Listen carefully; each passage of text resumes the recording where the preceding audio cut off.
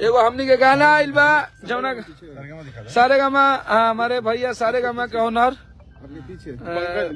बिहरिया पिया ये गाना अभी ट्रेंडिंग में चल रहा है 5 नंबर 6 नंबर 5 नंबर पे और मेन ट्रेंडिंग में चल रहा है 4 नंबर पे।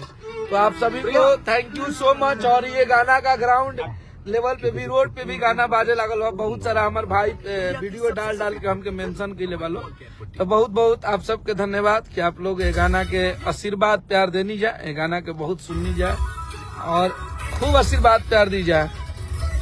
गाना के बारे में कर लोगे ना तो गाना के आप लोग में बहुत बढ़िया शूटिंग भइल बा। एकरा में आमनी जी बाड़ी खेसारी भैया संगे और एक म्यूजिक VR बनौले बाड़े जौन की हमनी के अन्नपूर्णा फिल्म के म्यूजिक डायरेक्टर हैं निशा जी गौले बाड़ी, हम लिखले बनी। आप सब ऐसे ही आशीर्वाद प्यार बनौले रही जा और अपना कश्यप के आशीर्वाद प्यार दे दिया।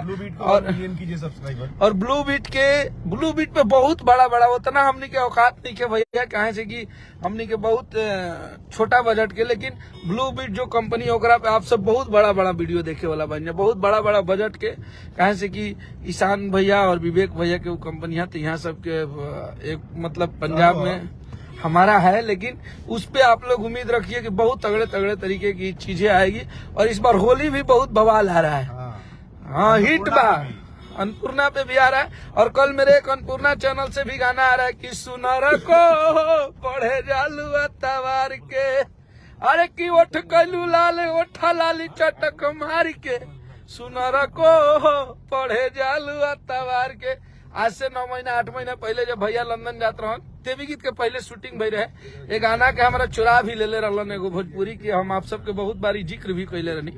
तो वो गाना के हमरा पे प्राइवेट करके रखल रहे, तो ये वजह से हम ब्लॉग कैनी तो गाना बंद भइल, तो फिर ये गाना छूटा था।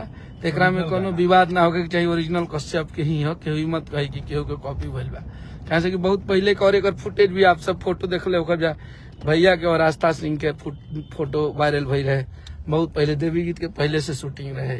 तो आशीर्वाद प्यार ऐसे ही बनौले रही जा और उधार धनिया का आशीर्वाद प्यार दी जा। और टीजर हमारे 1 घंटा में अभी देखनी है 1 लाख के आसपास में पहुंचल बा, तो ओकरा के भी आप सब आशीर्वाद प्यार दी जा। कालावा तब पढ़े जालू एतवार के काल रैंडम मचा देवे के बा, गर्दा कर दी जा, तब होली में एंट्री कर जा। होली के तन के क्लिप भी वायरल भइल बा। तो गाना तो रुआ सब झलक सुनिए लो खब जाए। तो बहुत बढ़िया गाना आप सब खातिर बनौले बनी जा, मेहनत कैले बन जा, आप सबके बड़ी अच्छा लगी। तब तक उधार धनिया अभी ट्रेनिंग में चला था, तो ओकरा और ऊपर लेके आई जा। और नेपाल में आज शो रहा हमरा भैया के, तो वो जब बहुत प्यार मिलल है, पिछला बार जैसन कोनो घटना ना भइल, हमने की सेफ बन जा और आ बनी जा अपना घर। तो आप सब आशीर्वाद प्यार बनौले रही जा सबकी। हमारे विवेक भैया है, मैनेजर साहब, सभी लोग हैं। और गाने को इतना प्यार देने के लिए बहुत बहुत थैंक यू। और कल अन्नपूर्णा भी, ये दोनों कंपनी बंद कंपनी थी ये दोनों बंद कंपनी चालू हो रही है आप लोग के आशीर्वाद से। कब बंद हो जाएगी ये भी कोई नहीं जाएगी, पता नहीं, इसलिए इसको पूरा देखना, देख लीजिए, निचोड़ दीजिए। आज रात तक इसको निचोड़िए और कल से दोनों को निचोड़िए। दोनों को मतलब एक उधार धनिया और पड़े गाने किसी कंपनी से है, लेकिन लिखे हुए तो आपके भाई के हैं, गाए हुए तो आपके ट्रेंडिंग स्टार का है।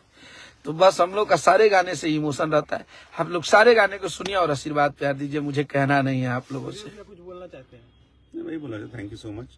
नंबर 1 ट्रेंडिंग पे लाइए तो मजा बस आएगा। आप लोग तो जल्दी से लाइए, क्योंकि ब्लू बीट पे कोई भी टीजर भी आप लोगों ने ट्रेंड करा दिया। अभी भी ट्रेंडिंग में है टीजर ही, तो वो बहुत बड़ा चीज होता है हमारे लिए। तो बस आशीर्वाद प्यार देते रहिए आप लोग। चलिए कल आप लोग से मिलते हैं, तब तक के लिए जय माता दी, हर हर महादेव।